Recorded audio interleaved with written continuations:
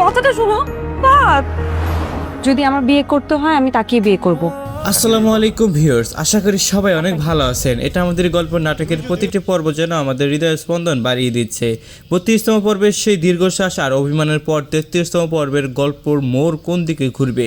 সাজ্জাদ আর কেয়া কি শেষ পর্যন্ত এক হতে পারবে, নাকি নতুন কোনো ট্র্যাজেডি আমাদের জন্য অপেক্ষা করছে? আজকের ভিডিওতে আমি আপনাদের জানাবো 33তম পর্বে ঠিক কি কি বড় ঘটনা ঘটতে চলেছে।